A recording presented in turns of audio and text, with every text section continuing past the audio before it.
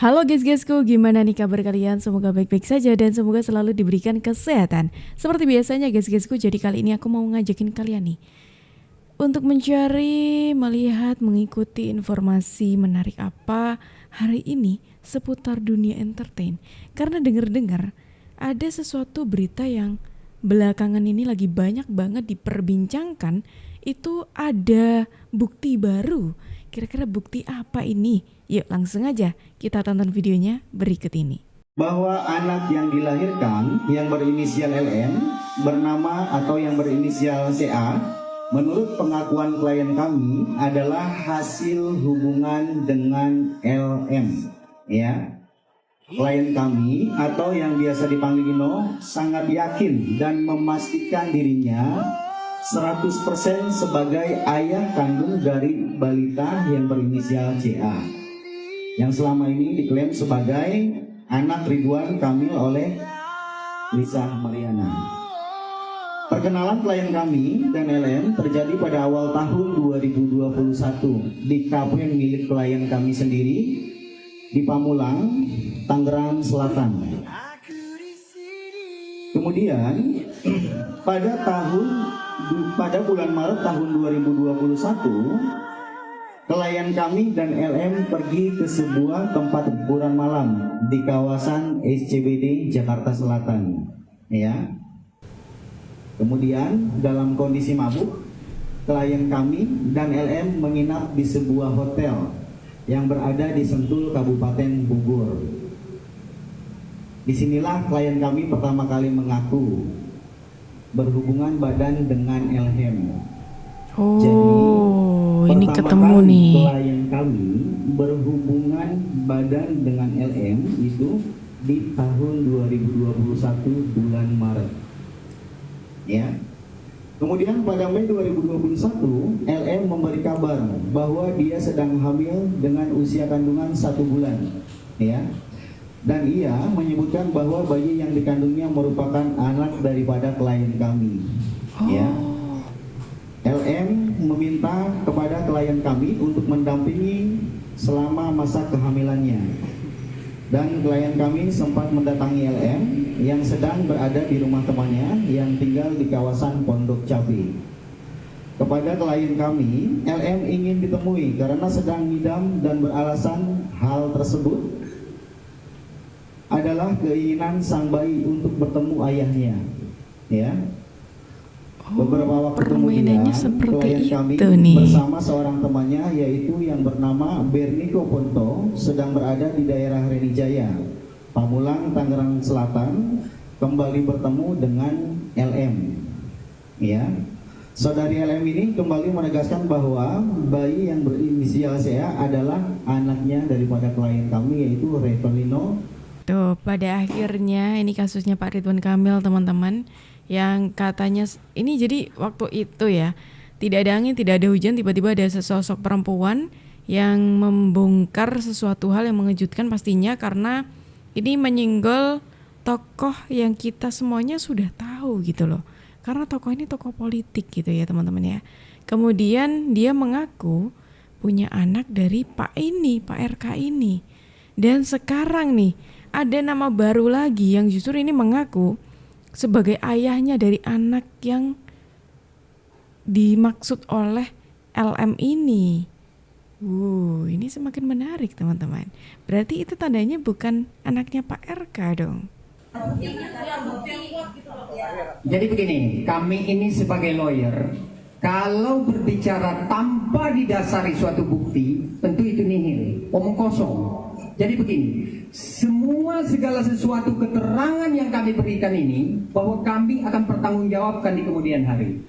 Artinya begini ya, kami mengantisipasi kalau untuk sifatnya salah satu bukti percakapan yang akan kami tunjukkan, tapi mohon maaf, kami tidak bisa menunjukkan semua. Karena kami antisipasi, karena atas hadirnya kami di sini, akan ada persoalan hukum yang lebih serius nanti. Mungkin ada pihak-pihak yang tidak menerima. Ada rekamannya juga. Jadi teman-teman. kalau untuk Kita bukti, tunggu nih. izin salah satu saja ya, percakapan antara Ino dan si Lisa Mariana. Oke, kita tunggu. Ini ya teman-teman, cuman ini percakapan yang klien kami percakapan tunjukkan teks, kepada teman-teman. Lisa Mariana. Di percakapan ini klien kami mencoba memulai mengingatkan histori beberapa tahun silam kemudian, sebelumnya ya. Kalau untuk ini baru-baru ini kayaknya nih. DM Messenger ini. Instagram ya ini. Intinya begini, percakapannya kan ini sedikit saja ya. Dari Ino nih. Kan lu yang bilang nangis-nangis ke gua, ini nyambung ya. Ada persesuaian dengan kronologis yang disampaikan Ino kepada kami. Kan lu yang bilang nangis ke gue, Selin, mohon maaf nggak apa-apa ya. Cuman kayaknya teman-teman udah tahu semua lah itu ya. Ya, inisial ya, CA itu di jalan, ketemu di jalan, bilang di depan Bernie. Artinya di sini ada saksi lagi ya. Di depan Bernie kalau CA itu tetap anak saya. Dan begitu. Dijawab dengan Lisa Mariana bahwa namanya juga mabuk. Kan luar biasa maksudnya orang ini. Memang tabir ini harus kita buka ya, biar nggak menyesatkan semua orang ya. Jadi namanya juga mabuk kata dia. Sampai di rumah teman lu dulu, ini Ino lagi memulai komunikasi ya. Sampai di rumah teman lu dulu yang ada di daerah Pondok Cabe juga tetap lu kekeh bahwa CA itu adalah anak saya. Udah nggak penting lagi sekarang. Artinya ini yang perlu kita ketahui bahwa misi kami di sini adalah membuka tabir kebenaran biar tidak ada yang merasa terzolimi ya. Jadi nanti kita buktikan ya. Tapi untuk sementara hanya ini yang bisa kami tunjukkan ya. Wah, ini ada buktinya teman-teman. Jadi kalau untuk menyangkal agak susah juga ya gitu. Apalagi LM ini beberapa kali memang mengatakan saya punya bukti banyak tapi tidak ditunjukkan. Makanya kita juga agak ragu nih. Benar gak sih punya bukti?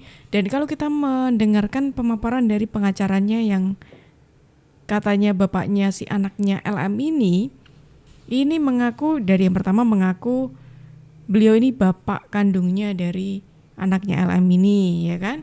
Kemudian ini ada buktinya, bukti chatnya antara LM dengan namanya R inisialnya, seperti itu.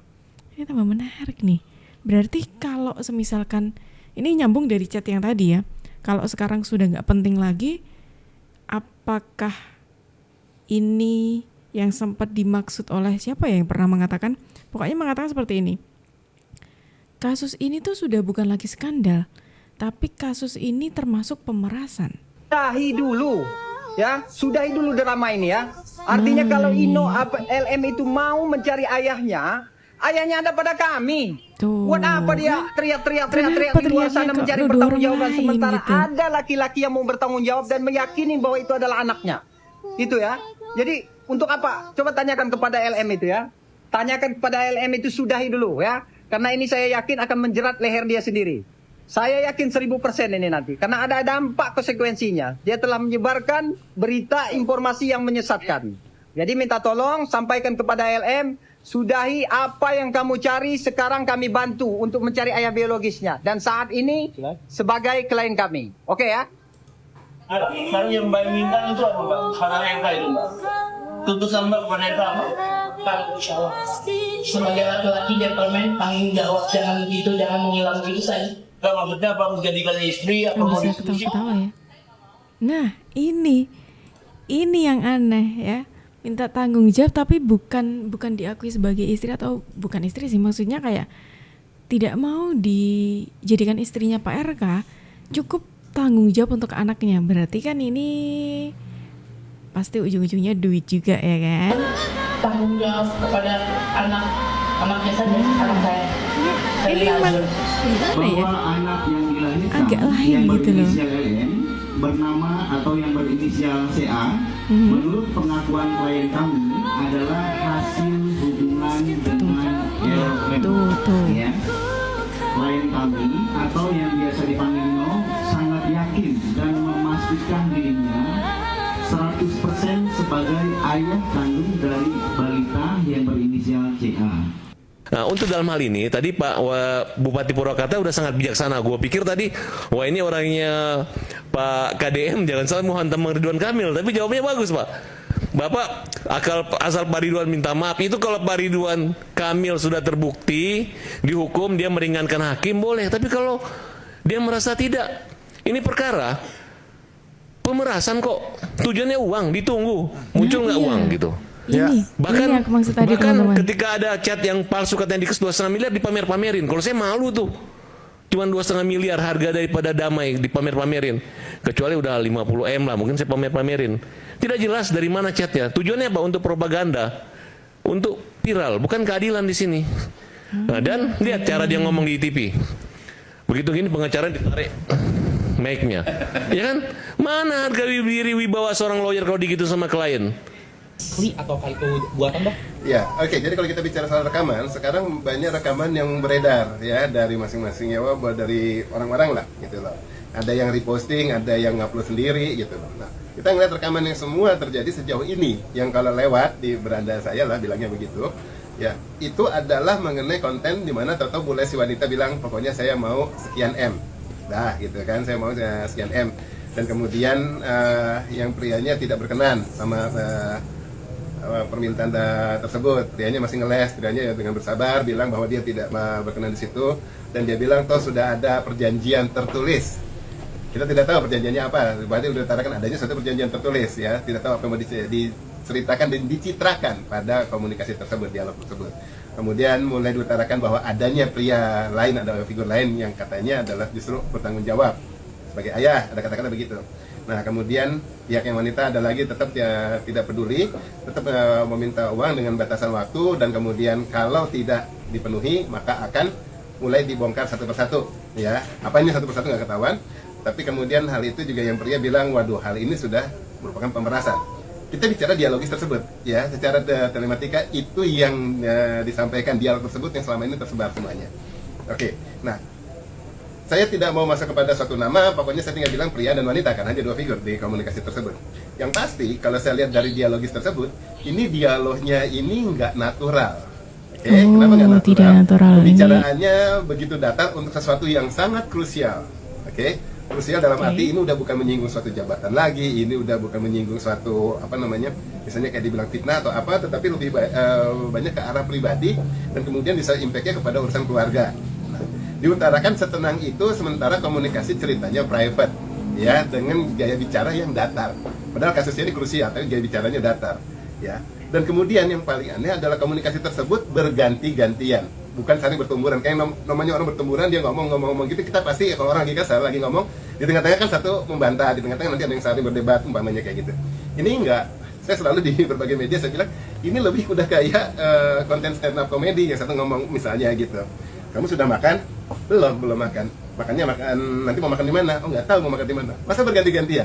Ya komunikasi A, B, ya nggak komunikasi datar. Sangat berganti-gantian dengan jeda yang standar. Oke. Dan salah satu pihak, saya sebut ini siapa, saat dia bicara, itu ada noise. Tetapi saat pihak yang satunya bicara, noise ini hilang. Jadi satu pihak noise-nya berbeda dengan kayak yang satunya tidak lagi. di satu Terus saya tempat bilang gitu ya. Tapi kalau secara digital diperhatikan ada itu. Ya kalau dari yang biasa orang nggak akan dengarkan itu. Tapi kalau kita udah digital kan juga cara memeriksanya lain ya dengan cara yang biasa ya. Asli ataukah itu buatan Dok? Ya, oke. Jadi kalau kita ternyata ini ada pakar telematika juga yang memberikan respon mengenai rekaman yang katanya itu rekaman antara Pak RK dan juga LM gitu teman-teman. Yang mana dari rekaman ini ada sesuatu yang janggal ya, mulai dari yang tadi, yang satunya ada noise, yang satunya tidak ada, seperti ibaratnya kayak ada di dua tempat yang berbeda. Terus kemudian percakapannya ini kayak apa ya, kayak saling balas, tapi balasnya tuh kayak obrolan yang diatur gitu, bukan kok kayak dialog orang-orang yang lagi ngobrol nih gitu. Terus misalkan ini masalah yang memang urgent banget, harusnya kan adalah sekali atau dua kali yang membantahnya tuh sampai ada kayak istilahnya tubrukan gitu, tubrukan ucapannya tubrukan gitu. Nah itu nggak ada, nggak ditemui. Makanya ini yang janggal di sini. Kalau kita lihat, Pakar ekspresi pun juga memberikan komentarnya nih. Kemudian saat perubahannya cepat ketika masuk ke wawancara, tiba-tiba ekspresinya berubah gitu, lebih serius. Terus kemudian ada momen ketika dia nangis gitu. Nah, tapi perubahan momen tersebut itu terlalu cepat perubahannya. Kenapa saya katakan terlalu cepat? Nggak apa-apa, nggak masalah. Orang tuh berhak berubah emosi, berhak gitu, boleh. Tetapi gini loh, ketika orang marah beneran gitu ya, dari awal dia kan sudah nahan marah tersebut dan minimal kelihatan dalam bentuk tarikan misalnya senyum yang bukan senyum lepas seperti itu. Terus ketika dia menjelaskan kemudian menangis, perhatikan bahwa tidak lama prosesnya, nangis balik lagi normal. Sementara orang yang memang menahan emosi itu hilangnya itu prosesnya turunnya itu grafiknya nggak turunnya drastis seperti itu, landai. Jadi buat saya terlalu banyak perubahan ekspresi yang buat saya tidak tepat. Jadi seolah-olah dia emosinya nggak real gitu dari dalam, itu salah.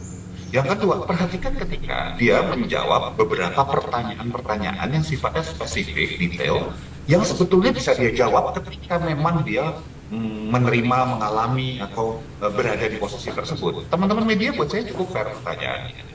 Misalnya pertanyaan tentang mobilnya apa yang dikasih, berapa, santunannya berapa, segala macam gitu. Kalau dia bilang bahwa, oh saya nggak mau, saya masih menjaga marwah misalnya seperti itu, gitu. Telat bos, gitu loh. Dia sudah bawa ke permukaan sebuah kasus ini, ya, daripada dia langsung datang ke Pak RK atau datang langsung ke keluarganya. Tapi yang dia lakukan naik ke media.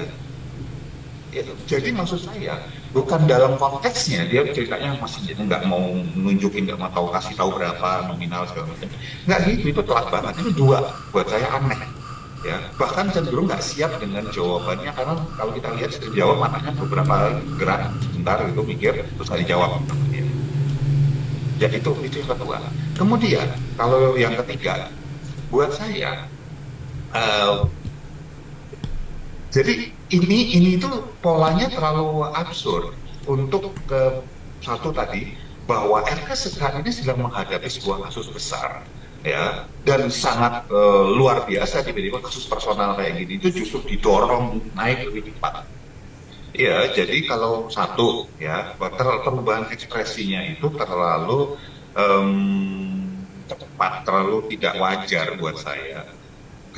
Di awal masuknya masih ketawa lepas gitu, tiba-tiba begitu ditanya itu serius. Ada beberapa kondisi ketika dia nangis, tapi nangis juga cuma sebentar, geser lagi. Itu terlalu cepat untuk seseorang yang sedang menahan emosi mendalam. Orang yang menahan emosi mendalam itu panjang, lama hilangnya lama. Nangis itu pelan-pelan, hilangnya pelan-pelan, nggak langsung nangis terus hilang, jadi ekspresi lain enggak gitu. Terus apa yang kedua, pertanyaan diajukan oleh teman-teman media buat saya masuk akal. Nah, ternyata selain rekaman audio teman-teman soal perbincangan yang katanya itu antara RK dan juga si mbak ini gitu ya, ternyata dari ekspresinya mbak ini ketika menggelar konferensi pers ini juga tanda tanya, karena dari pakar ekspresi menyoroti kok ini kayak nggak natural ya gitu, bukan seperti orang yang memendam perasaan itu sudah dari lama, karena ini kan bukan baru-baru ini ya kan, anaknya sudah besar, otomatis itu berarti kejadiannya sudah lama gitu. Kayak bukan orang yang menyimpan perasaan emosi itu dari lama, kayak pergantiannya terlalu cepat dan itu justru mencurigakan. Sampai di sini gimana kalau menurut kalian teman-teman? Ini kasusnya semakin menarik untuk kita bahas, mulai dari Pak RK yang katanya dulu bapaknya dari si anak, tiba-tiba ada muncul sosok baru yang mengaku kalau itu bapaknya dari si anak, dan polanya hampir sama sih. Si perempuan ini mendatangi laki-laki itu, kemudian mengaku ini anaknya si laki-laki itu dan meminta untuk menemani sampai persalinan. Kira-kira gimana nih kalau menurut pendapat dari kalian? Silahkan tulis pendapat kalian di kolom komentar, dan terima kasih karena kalian sudah menemani aku dari awal sampai akhir. Aku Jup pamit undur diri, sampai jumpa.